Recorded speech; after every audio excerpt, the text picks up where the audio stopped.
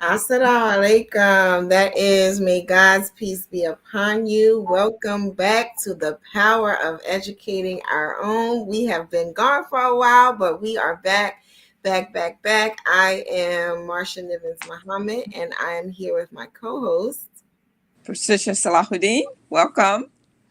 And Quran Shakir, we are so happy to have you. Absolutely. And so we've been MIA for the month of Ramadan. And so we hope that for those who were recognized in the month of Ramadan, that you had a beautiful month of Ramadan, and that you received all the jewels and blessings that come with the month. We are back to have some impactful, meaningful, productive conversations as it relates to topics of discussion that impact our schools, our children, our families, just to really build up our educational system as we work together to do that. This show is hosted by the Claire Muhammad Schools Network. The network is a network of 19 schools that include full-time, weekend, which we also identify as strong in, and virtual online schools. And so we come to you every Sunday at 7 p.m. to have these discussions and to provide resources for strengthening those institutions to be the best of what they were intended to be. And tonight is no different. We are going to have the discussion Raising the Bar, Accreditation and the Pursuit of Educational Excellence. And so for the work that we do in our institutions, we're always striving for what is the best, right? And so when we think about a school as an institution, the goal is for that school to be accredited. And when we think about the schools that are in our network, we have schools at various different stages of development. But ultimately, we all are striving towards accreditation. And tonight, we're going to talk about what that looks like, what it entails, how do we get there, how do we prepare for it, what do we need to be thinking about, what do we need to be doing. And we're going to talk to some experts, and we're also going to talk to those who are going through the process currently. And it's always good to get that perspective from different angles. So we're going to bring our guests on with us tonight. We have Dr. Khan with us, and we're going to give everyone an opportunity to introduce themselves. Dr. Khan is with the Muhammad Schools of Atlanta, but then she's just a powerhouse in her own right, in her education background, and we'll let her share that with you.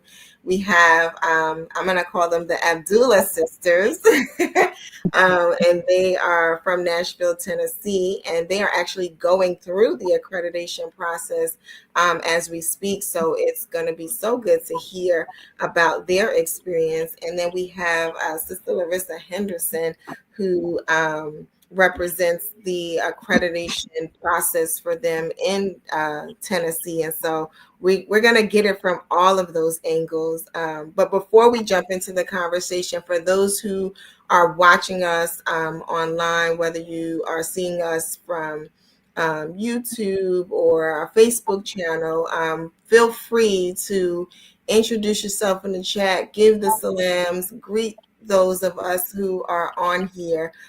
We always like to know where you're tuning in from, and we'll spotlight some of those comments throughout the show. But let's just jump right into the conversation. I think we'll probably just start off with just letting everyone introduce themselves and kind of giving us your background in accreditation or your experience with accreditation. So I'll start with Dr. Khan.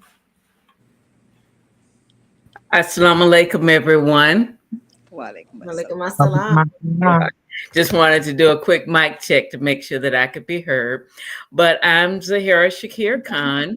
I'm a member of the Atlanta Masjid community, and I helped the Muhammad Schools of Atlanta 25 years ago become the first accredited Islamic school in North America. So I'm very, very excited about that.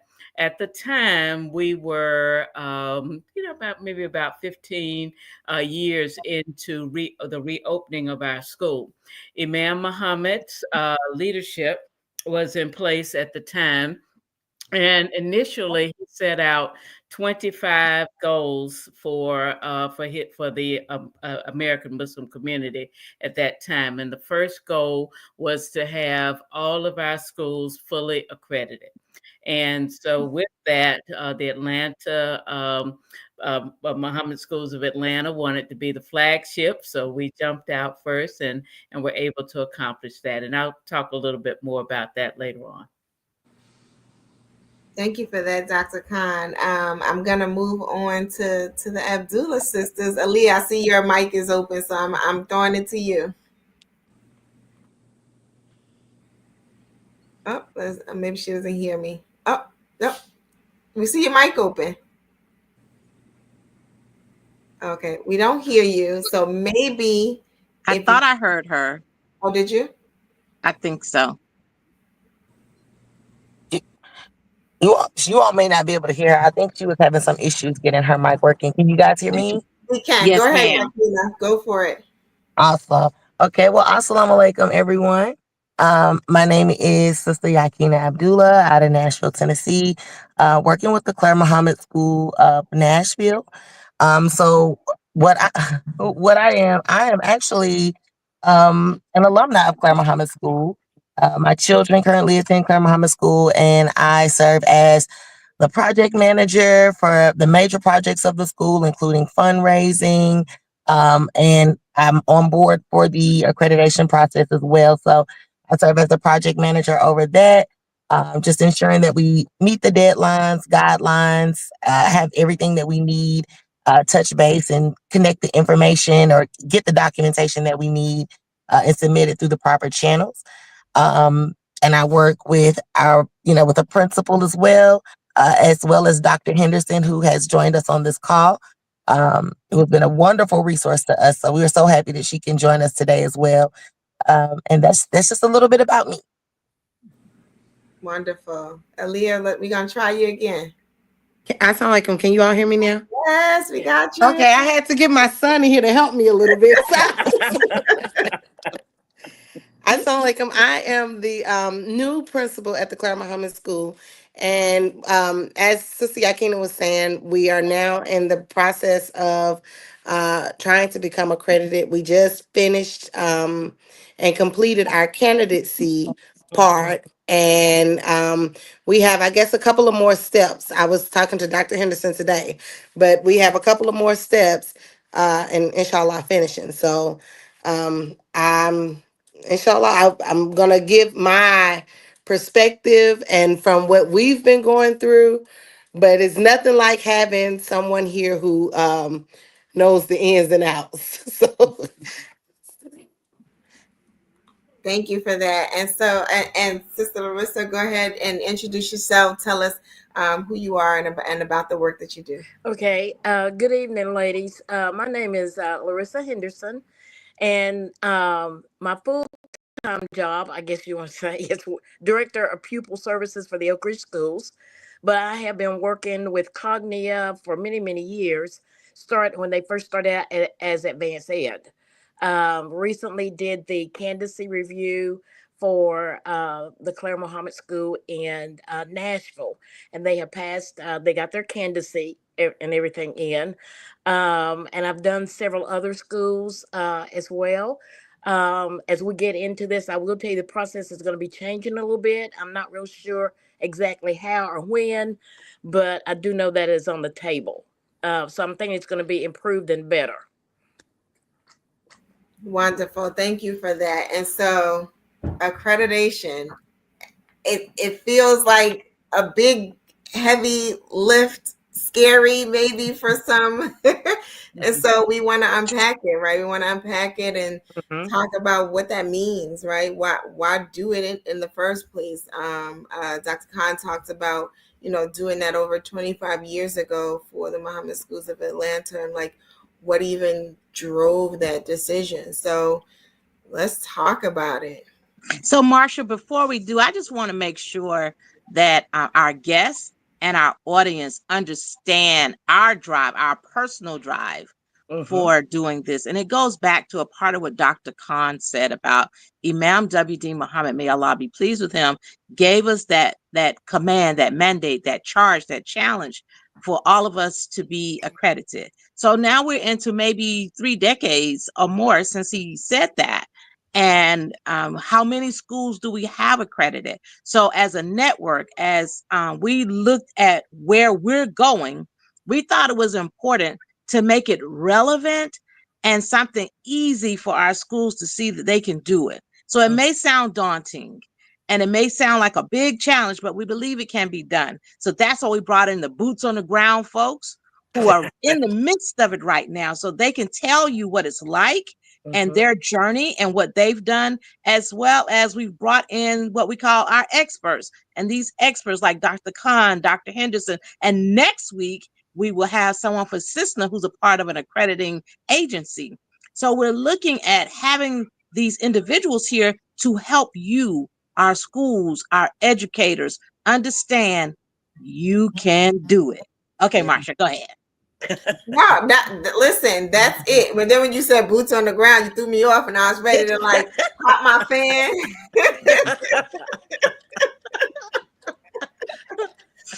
But yes, let's talk about it. Like, so because Dr. Khan talked about that point in time 25 years ago, I guess let's start there, right? Like, the charge was given for let's get these schools accredited, and what were the thoughts? What were the thoughts, and how did you get from that charge to accreditation? Okay. All right. Okay. As I said, I wanted to start basically with a almost, I guess you would say, a command in the Quran that says, and it's in Surah 20, Taha, and it's Ayat 114. And it says, "Oh my Lord, increase me in knowledge." And basically, the context of that particular ayat or sign is from the fact that when you're reading the Quran, that you don't want to do it in haste. You want it to be revealed to you in a timely manner and in a way that you can accept it. So I want you to think of the process of accreditation as a process that occurs over time, where you are increasing your knowledge in terms of having a quality school. And then following that, I wanted to go back to the language of Imam Muhammad when he says that education is our number one priority. And he often said that in a lot of different settings, a lot of different lectures, or when he would come to graduations or promote programs and different things for the schools. And also with naming the Claire Muhammad schools after his mother, it was a way of honoring her too, by putting her children's education first and foremost. And so that's the spirit, knowing that we want to increase our knowledge of how to do things well and our understanding of not only propagating our religion, but also growing as Muslims as well. And then also with understanding that the center of that, or the core of that, is in education, what we teach, what we have our children reading, what we have them doing in various settings, from an online school to a weekend school to a Talim service or to a khutbah or whatever. We're always in the process of trying to increase our knowledge. Now, that also brings me to the main question that I think you have to ask yourself. And that question is, what do you want to accomplish through this accreditation process? How does it benefit you? What is it that is your outcome, for it? Usually schools that go after accreditation, they want to become recognized as offering a quality education, first of all, to their students. And then secondly, to get the benefits that being accredited brings to you. At the time that we were going through the initial process in Atlanta, there were a number of openings for grant opportunities for other services. But what you had to have is you had to be an accredited school. So we went through the formal process, and at that time, it was called the Southern Association of Colleges and Schools, SACS, way back in the day. And then they changed the name to Advanced Ed, and now it's called Cognia. So that was what we were doing at that time. Now, because we were a model, and as I said, because we were the first Islamic school to go through the process in Georgia, Mark Elbert, who I think is still Elhart, who is still, I believe, the director of Cognia. I believe is that right, Ms. Henderson? Yeah, he is still in an administrative role there. Yes. Yes, right. So at the time, the Atlanta school was kind of used as a model. Well, how do you look at Islamic schools? What is different, there? And so we had an opportunity in a way to kind of set a new template for that. Also around the same time, CISNA, the Council of Islamic Schools of North America, was also interested in accreditation. So we were fortunate enough to kind of be on the trial end, the first kind of child in the water to kind of figure out how this was going to look for Islamic schools.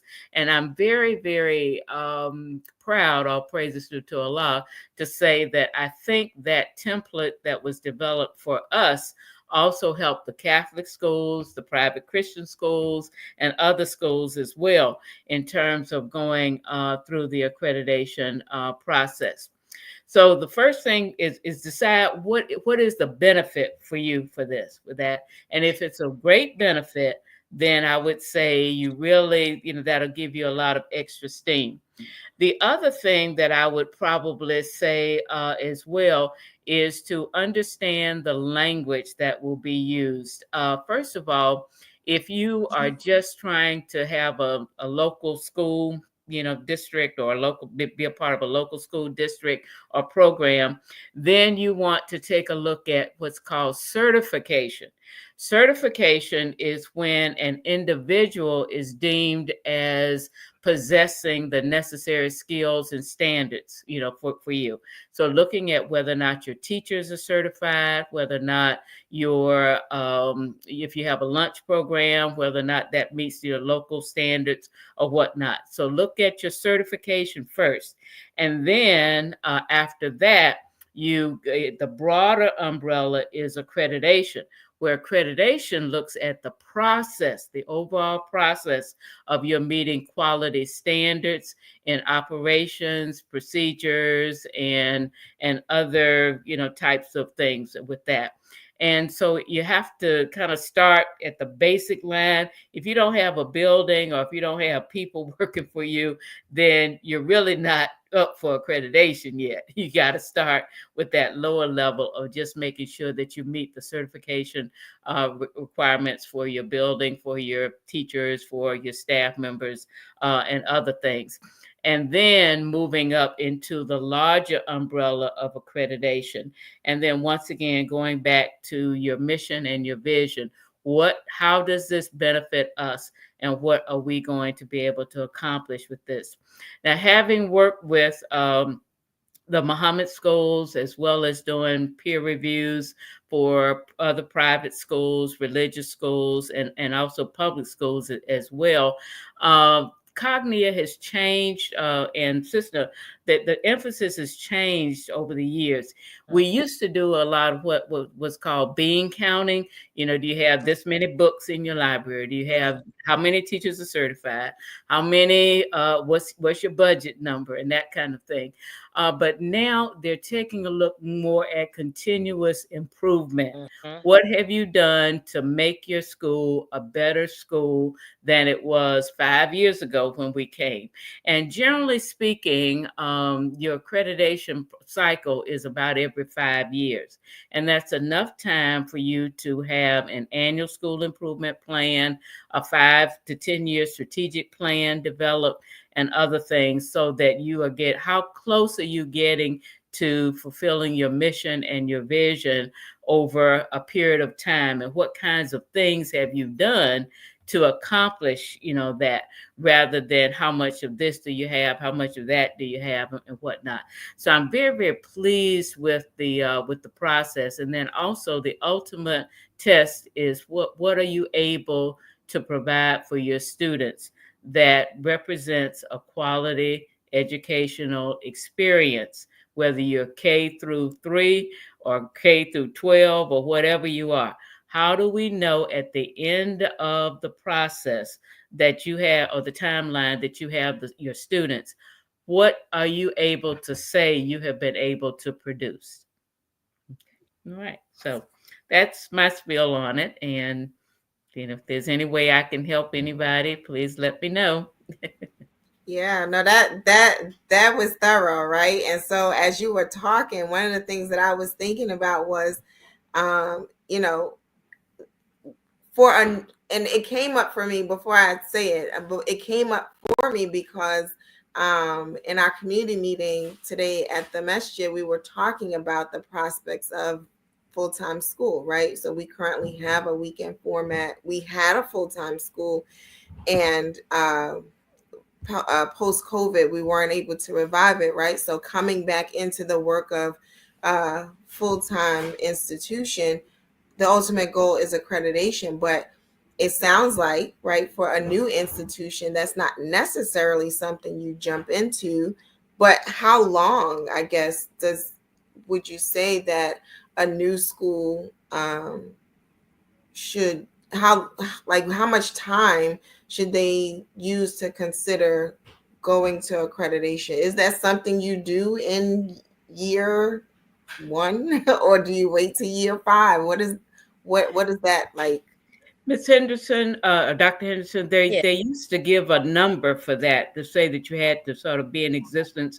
Like the first year when you opened a new school, for example, you weren't necessarily immediately accredited, but you had to be in for a certain amount of years now, or operating, and then you would be able to apply for candidacy. I don't know recently what the process is now. Okay, they have changed the format somewhat. I was jotting down things as you were talking.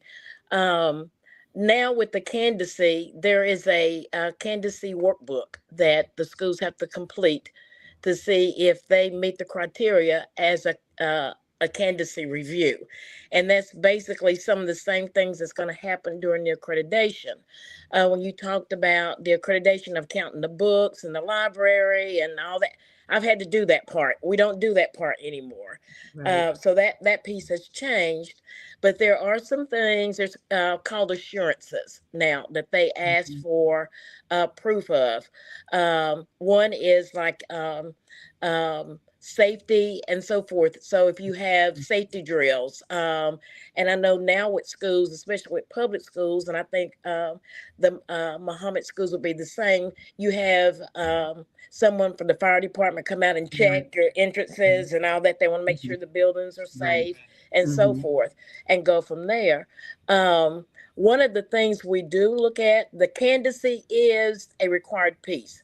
So when you go through the candidacy process, there used to be a team of folks that come in. Right. There's still a team, but the team can be as small as one, which is me. Mhm. I have Mhm. done one Mhm. by myself before.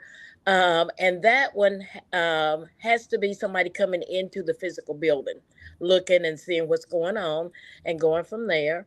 And then after you do the candidacy, there is the workbook that you have to send out, and the school has to complete that.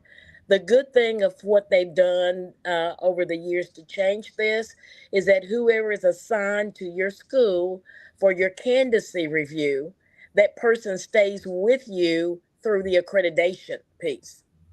So you don't have a different person coming in.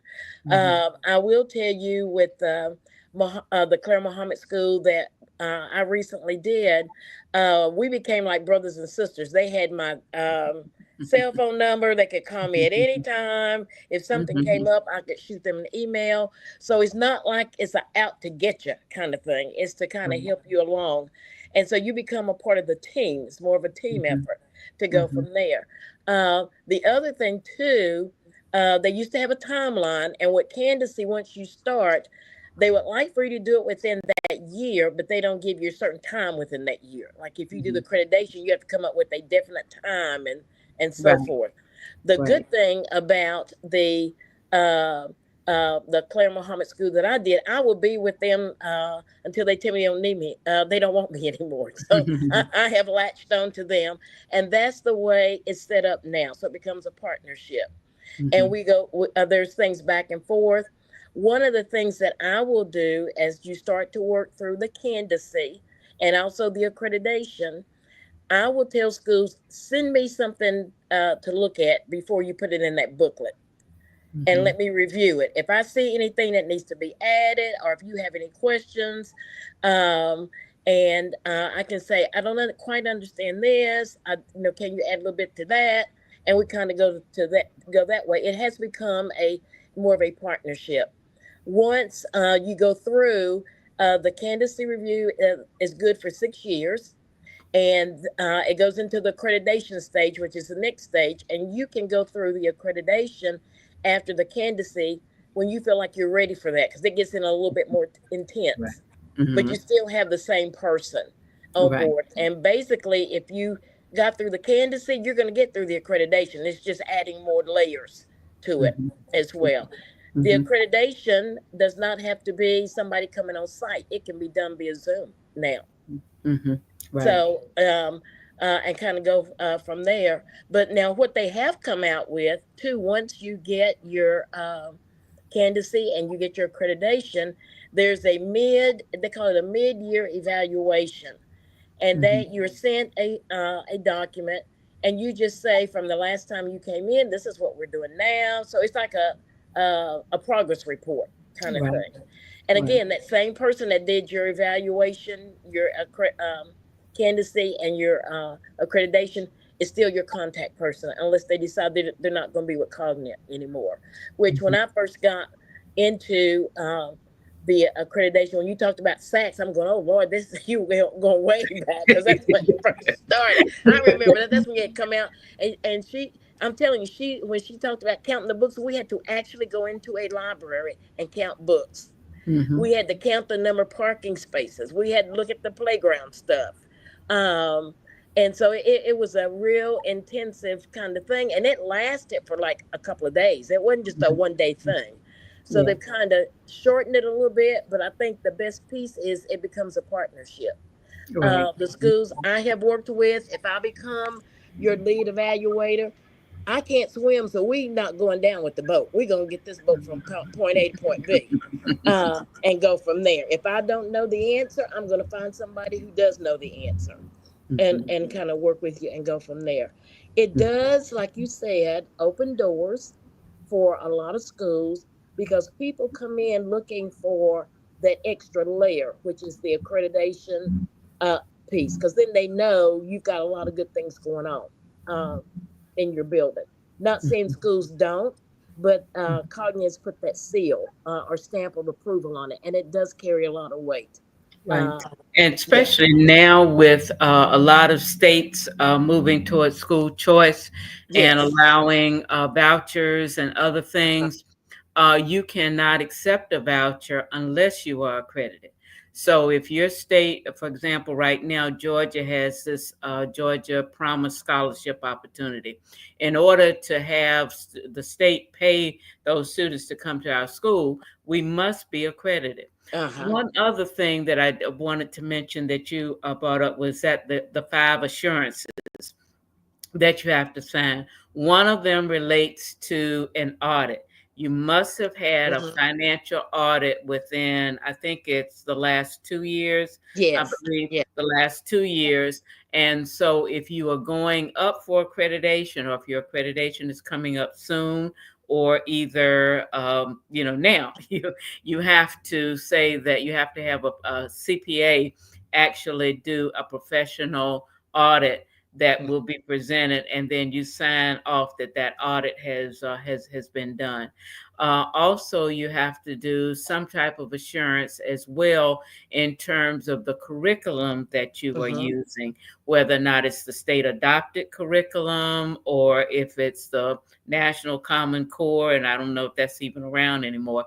But you have to say that this is what we offer our students. So I would say that your board of directors in each case and your school administrators have to be really, really firm on those assurances, and then the checklist or whatever the booklet that you may be working toward.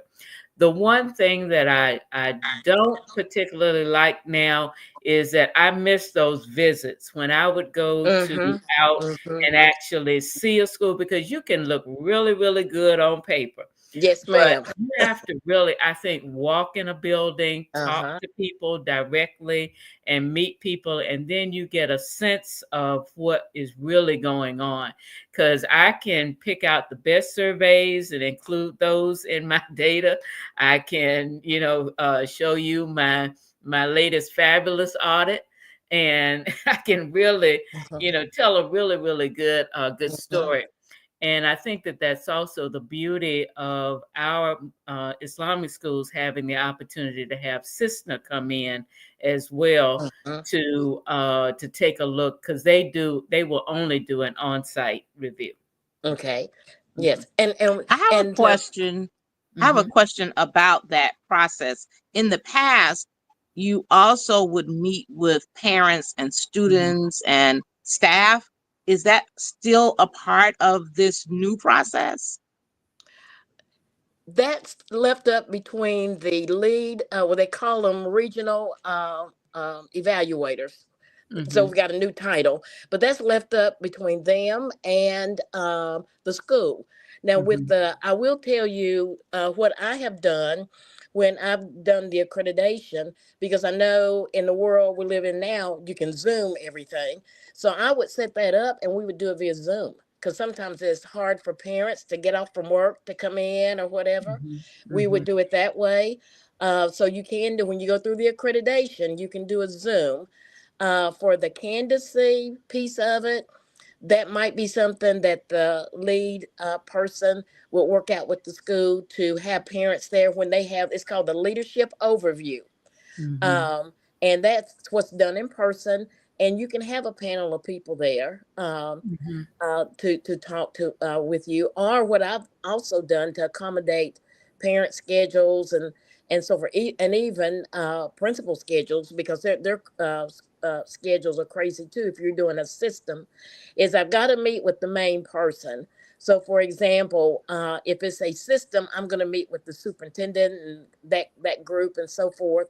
But I may tell them I need to have a Zoom meeting or an in-person meeting with your principals. I want to be able to see what they're doing in their classrooms, what they're doing in their schools.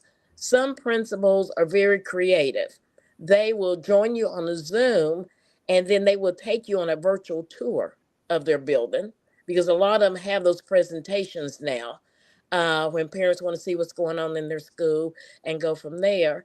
When I go in on site, I like to I go into rooms and sit down for a few minutes and take notes. But I love talking to the kids. If you really want to know what's going on, you talk to the students, Mhm. because they're going to tell you.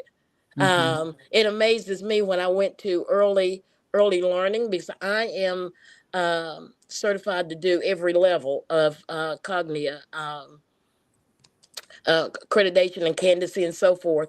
But sit down, and I sat down in this one classroom. It was elementary, no, it was preschool, and the teacher's getting ready to do a story and combine art and so forth, and she was handing out stuff. Had three little boys that came and brought me paper and crayons and sat with me at a table because they wanted to show me what they were doing. And I Mhm. could tell by her body language that she was very concerned.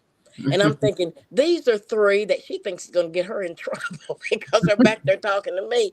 And so when it was over with, she said, I am so sorry. I said, oh, no, no, no. I learn a lot when kids talk to me. I said, I have been in education for 50 plus years, so I kind of know what's going Mhm. on. But you get the different perspectives and stuff. With the assurances that you talked about as well, in the candidacy, you have to show the items that you have to meet those things. So, for example, if you've had the fire marshal come out and do their little safety inspection, you got to show that document. They're requiring that now. And so you just can say, I saw it during the visit. It can be wherever you got it stored. Also, with your audit, copy of all that, because I think they are finding that people are saying that they have it and they really don't have it. Right. Yeah, Mm-hmm. so they're getting a little bit more tight on that, but that's through the candidacy piece. Mm-hmm. If you don't have something, that will not keep you from getting the candidacy, but it will keep you from getting the accreditation. Right. Yeah, Mm-hmm. so the candidacy, they can approve it and say, I will say, I need this by, if you're going to do accreditation, I've got to have it. So by the time we do the accreditation cycle, they can get with their auditor and get something to me. Because sometimes you come in and the auditor hadn't done your books yet, so you don't have anything from that current year.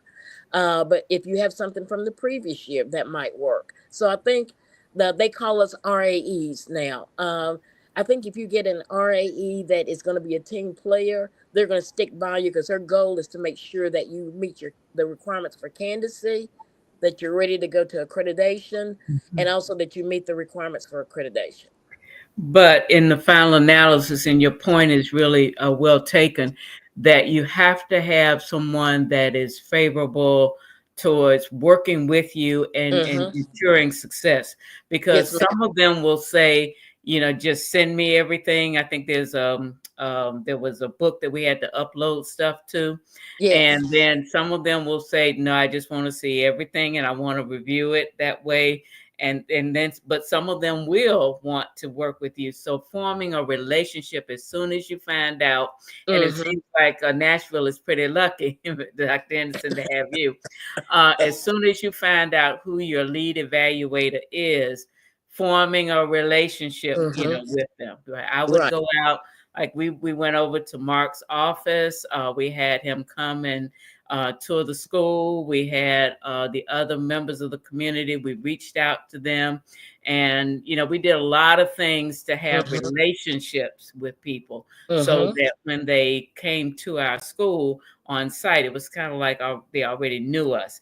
And because I worked jointly in the public school system and with the Muhammad schools, a lot of times they would pull people from the public school that I knew. And so Mm-hmm. I would say, oh, yeah, here you're going to see Muhammad schools. There's some great things happening over there. And, Uh-huh. so it's that relationship building that you really have to do as Right. well. Right. And that is very crucial too. I think for a good evaluation. Just like I said, if I get assigned to a school, then we become partners. It's not like I'm coming out to get you. My Mhm. goal is to make sure you have what you need in place for your school, for the candidacy piece, as well as if you're going through accreditation for that piece as well. So, but yeah, we do a lot of behind the scenes work, so to speak. Mhm. Excellent. And so, just checking back in. If you're just watching us, you are watching The Power of Educating Our Own. Today, we are discussing accreditation, and we're discussing the ins and outs of it. And so, I wanna pop over to the Cloud Muhammad School of Nashville, and I want to know from you all what made you decide to go through accreditation and what is it like?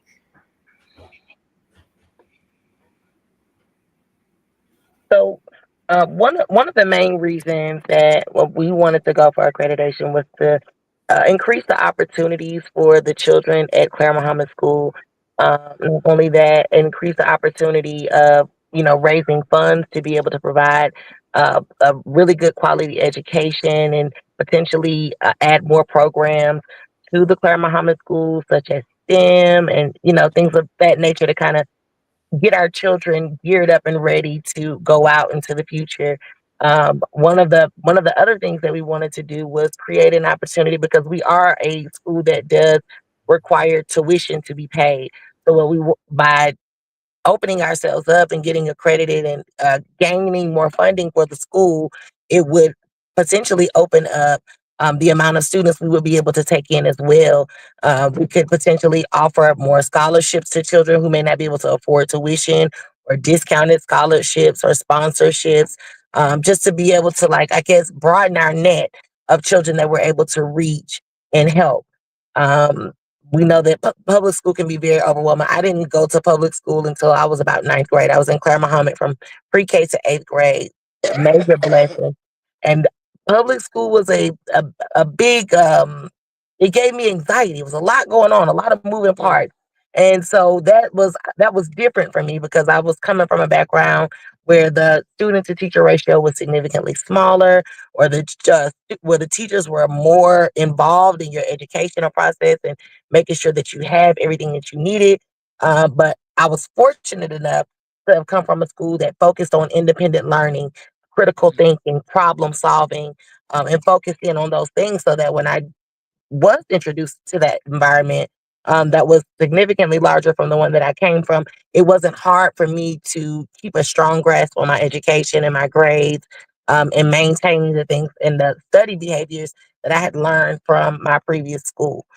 So that's one thing that we definitely want to continue to gift to the children coming up, is the ability to be able to think independently, work independently, motivate yourself, and critically think, so that you're not just kind of like a number in the midst of a bunch of different hundreds, or even 1,000 children, depending on which school you attend.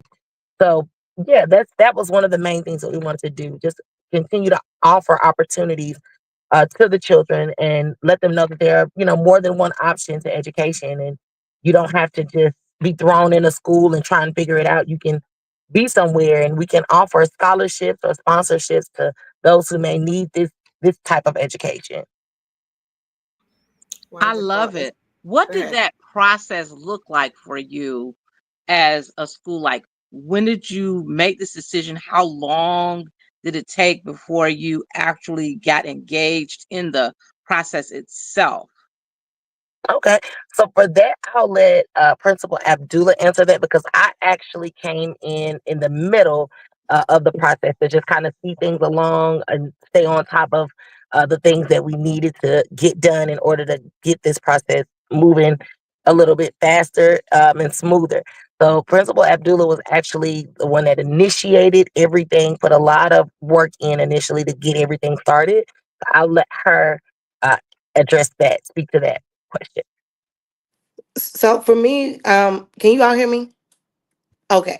But so for me, when I first came in, I know Sister Mahasan, she's been the principal for well over I want to say over 40 years. So she has been doing it, and it was only based off of and fundraising, tuition, and donations. So I was able to, when I first came in as teaching, I was able to see the I want to say, like, the struggles of being able to come up with, like, technology to be able to provide it for the children, and the struggle with paying teachers and all of these things. And I know, now it's an easier way because they offer so much funding and all of these things, but you have to be accredited in order to access all of these things. So my main thing was, when I first came in, because when you first come in, you have to do something that's different a little bit and shake it up a little bit. So we wanted to, just try and put our hands in it and see how we can do it. And I will say, in the beginning, I did think that Dr. Henderson was out to get me. Yes. But I realized after she called and we talked, and she called and we talked, I was like, okay, I just told her today, I love you, because she's helped out so much. She's given us so much information.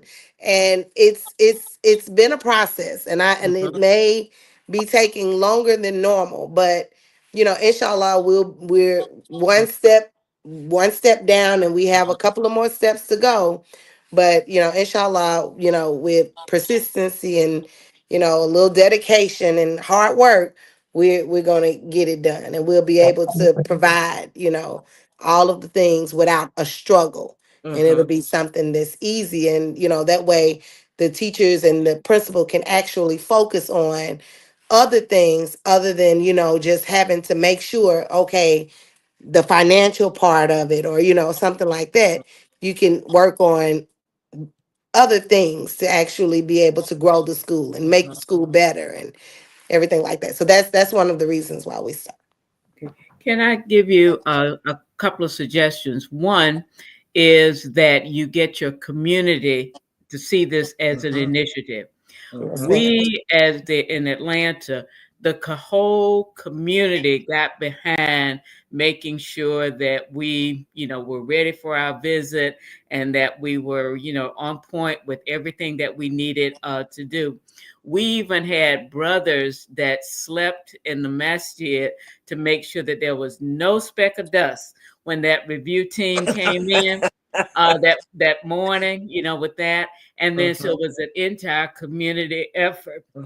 And this brings I'm getting a little emotional about this, but it was announced at Juma that we were an accredited school, that we had made this accreditation. And it was alhamdulillah, and the whole message. I don't know, Karan, if you were there or not, but when it was announced at Juma that we were accredited, it was just like, Allah's blessings on all the angels that come down and deliver. I know the roof went off, like all the bells and stuff. Yeah. Yeah. And so get your community behind you, and let this be a masjid project. And that way that gives you additional momentum. The other thing that I would say is that get a timeline. If you pass your candidacy, say now in 2 years, we want to be ready for your accreditation. Right. Don't hurry up and wait and just say, okay, we got 6 years, we can play around with it. Don't do that. Say that by this time we're going to do this, we're going to do this, we're going to do this. So get a timeline and get your community behind it, inshallah. Yes. I want to add to what Dr. Khan said about get your community behind you, and say to the Nashville school, because I was waiting for you to finish to say this, is that as a part of the national community, we are behind you too.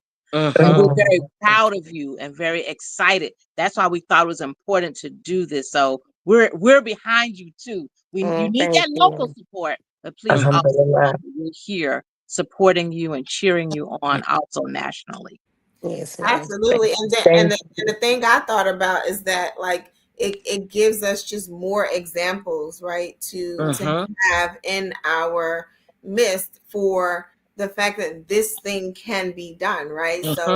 So yes, we have Muhammad Schools of Atlanta, and we have now the Claire Muhammad School in Nashville that is going through it, right? I was just saying earlier that in our community meeting in Newark, New Jersey, we were talking about just today, with our prospect of a school, the ultimate goal is accreditation. And so the decisions that we make today impact, or we have to consider what we're doing today in preparation for the ultimate goal. And so that leads me to my next question, and that's how is accreditation different for an Islamic school? And then I have a part B to that.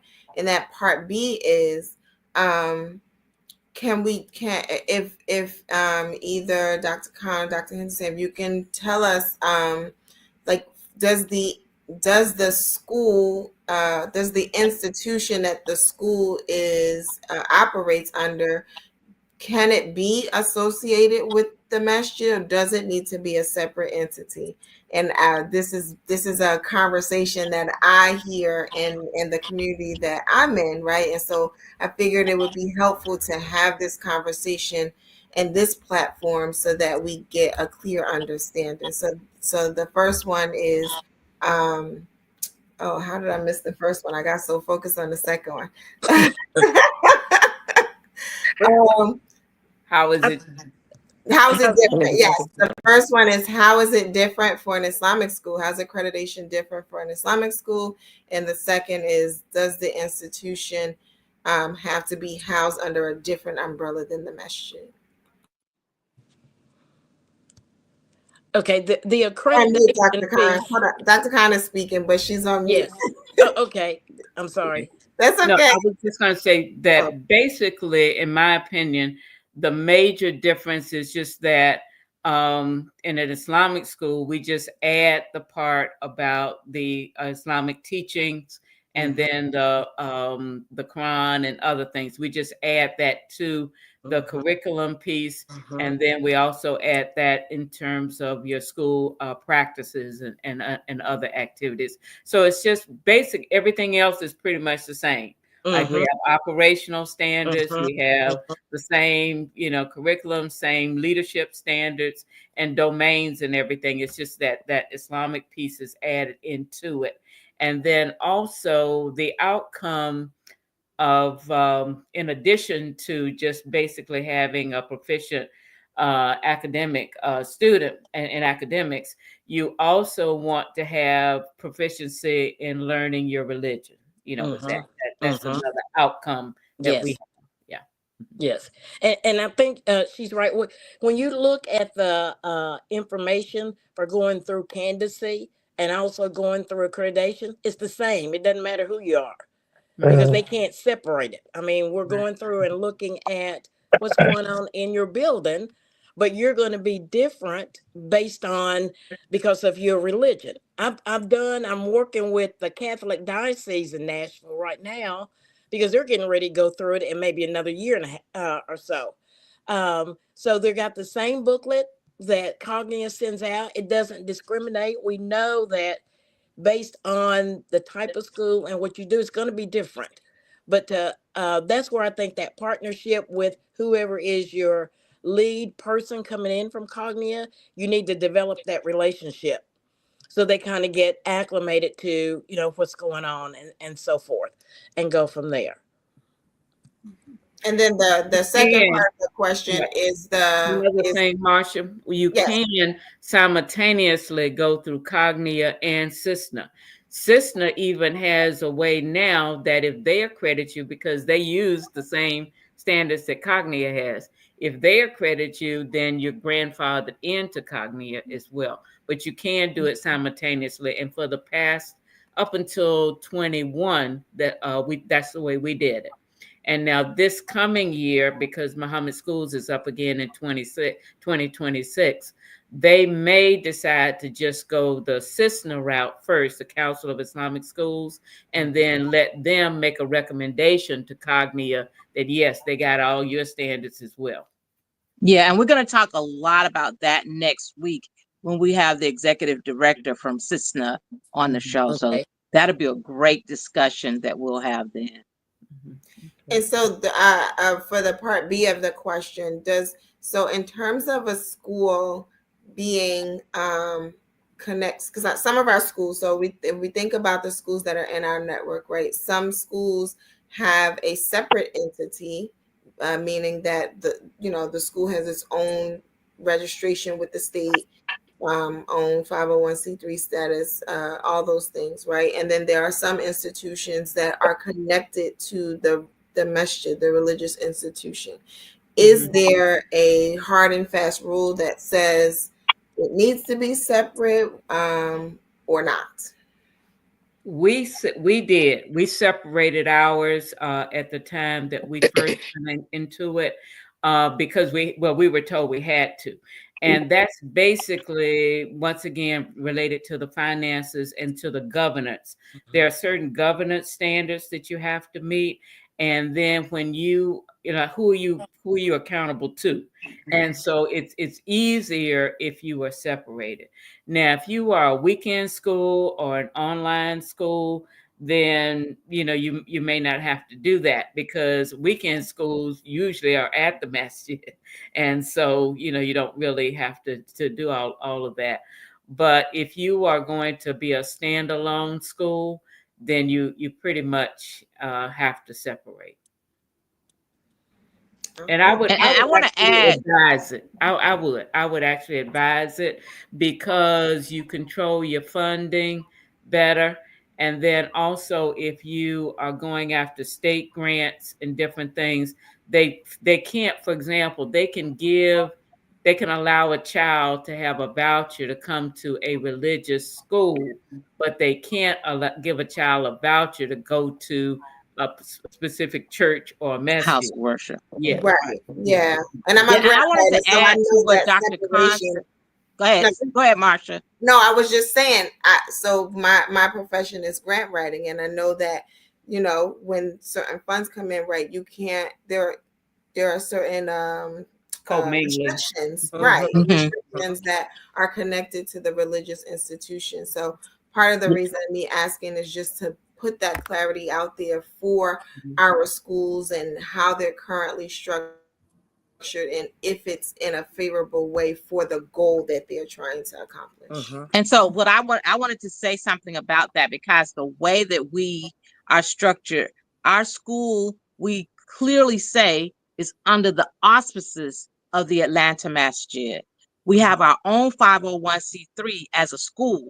We have our own bylaws and we have our own board of directors, and the Masjid has its own board of directors. So what Dr. Khan is saying, we operate independently, even though we are a part Mhm. of the masjid. So we can clearly state that we are a part of the masjid and still have our independence. And I'm saying that because I know that there are some masjids and schools that are afraid of that separation. So it's not that you are um, leaving the masjid or, really separating yourself from the masjid. It's as far as governance goes, then the school's operating on its own legs and the master operates on its own legs and we rely on our community.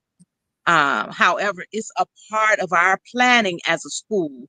It is not necessarily we have to have the master in there in order to function. And I think that's important for us to note for those schools that are reluctant to make that separation. Yeah, and I think it's helpful for us to be saying that here on this show, right? I think it's helpful for those who are viewing to be able to hear that because there's a lot of misconception out there about what is and is not acceptable, what can and cannot happen, what is best practice. And so as our schools are working toward reaching accreditation, it's just important to know some of these things, and particularly from those in our community that have gone through it or are going through it, right, and can give us those firsthand accounts for what works. So I just wanted to make sure that we share that in this space. Um, so that they had that. I see that Sister Mahasan is with us. I don't know if she's able to come off of mute, but she is definitely one of our trailblazers as it relates to Clara Muhammad Schools. That school has been in existence for over 50 years, and she's been a large part of it. So if you're able to come off of mute, Sister Mahasan, we would love to hear from you. But if not, we're just glad to have you in the space for what your institution represents for our community. Let's see. We probably can't get off of mute, but that's all right. I figured I would try. Yeah, so I mean, accreditation, it's like I said when we started, it feels like this daunting thing. And as we've been having this discussion this evening, it does, right? It has a lot of moving parts. There's a lot of pieces to it. But it sounds like some of the takeaways is that, if pray for a good reviewer, like Dr. Henderson. Yeah. Yes. Prayer does work. but also, be open to the process, right? It is a process, and it's not. And I've worked with accreditation on a higher education level, right?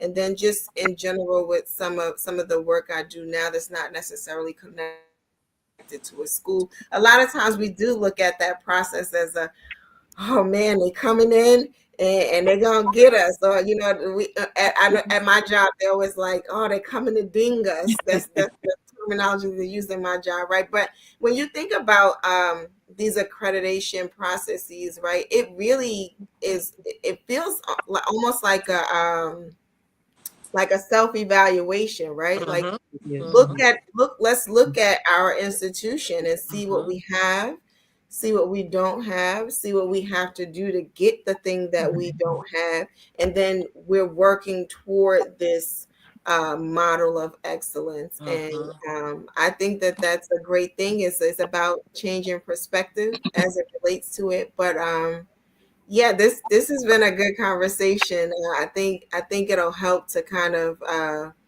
quell some of the nervousness around accreditation, but also allow us to take a step back and look at what the possibility is. Dr. Patricia, did you have something? I saw you come off of mute. Yeah, I just wanted to say that that this piece, this conversation, I hope encourage those schools that have not stepped into that realm, that it encourages you, because we talk to our sisters in Nashville, we listen to what they're saying and what they're doing. It's courage. That's all you need is courage, and that the prayer. You make your duas and you put on your courage and you go for it, and Allah will help you along the way. They can attest to that. They can say, yes, that has happened. They can share that with you. And then you feel so good about yourself, because you realize, oh yeah, we're doing that. Oh yeah, we can do this. And oh, we got that. And then it makes, and the things that you don't have that you should have, it strengthens your school. It strengthens what you can offer for your children. And this is such a benefit to the community and to your students and to yourself. So if you haven't done it, if you haven't even thought about doing, please think about it. If you haven't done it, take off that fear.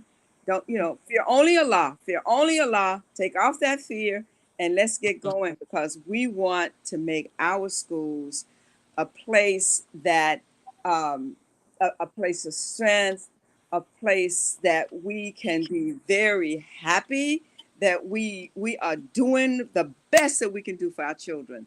So thank you, Nashville. You know what to do. Alhamdulillah. Of course, Muhammad Schools of Atlanta, you guys been doing it for a long time. But Nashville is, they're like our poster child, where you can see this is what you got to do. Alhamdulillah. Thank you, Nashville. Yes. But it's all, even though we've been in it for 25 years, remember, it's a growth process. Right. It's about continuous improvement. We can't be where we were 15 years ago or 25 years ago. We have got to be better, We've got to keep moving forward, with that. And Sister Karan and I, as our board chair for Atlanta, she and I will be having a discussion very soon about, our visit, our review process is coming up in 26, and how we demonstrate that we are better now. Yes. Yes. And please remember, the relationship you have with that cognitive person is very crucial. And also, there's no such thing as a stupid question. Right. That's how you gain information. Now the answer may seem a little off kill, but you have to keep asking the right question. It doesn't bother me if somebody keeps asking questions, because at least I know either I didn't explain myself well enough that they understand, or they still have something that they're trying to make sure they're on the right path. And that's the goal of that lead evaluator with you. You're a team. It's not you against them. But yes, I remember when they would come in, and Laura, we would make sure everything was in place, and assign only certain rooms that we knew teachers were going to be doing what they were supposed to be doing.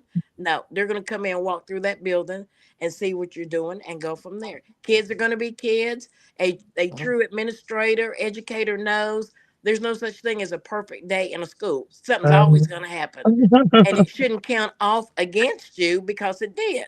So, yes.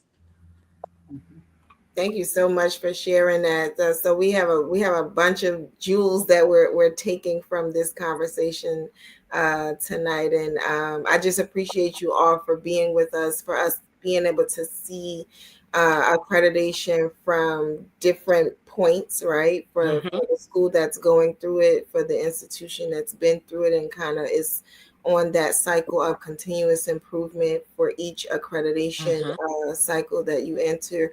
And then also from the reviewer side of it was helpful to hear it from all of those standpoints. And we encourage our schools and the Clyde Muhammad Schools Network to, if you're not already accredited, to consider accreditation, even if you're at the point of reopening or opening an institution in your area. Just think of that as the end goal, that the setup is the best foundation that you can possibly have for your institution. And with that, we thank you all for joining us this evening on The Power of Educating Our Own.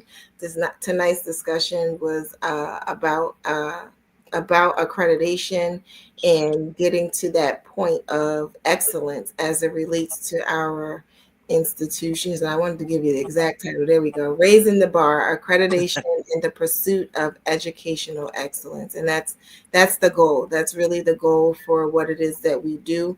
And as Dr. Khan pointed out, it's on that cycle of continuous improvement. So even when you do achieve accreditation, it's always about, are we better today than we were yesterday? Are we better than we were a year ago? And so on and so forth. And we'll be back in this space next Sunday at 7 p.m. and we'll be talking more about accreditation. Tonight we talked about the experience connected to Cognia as being the accreditor.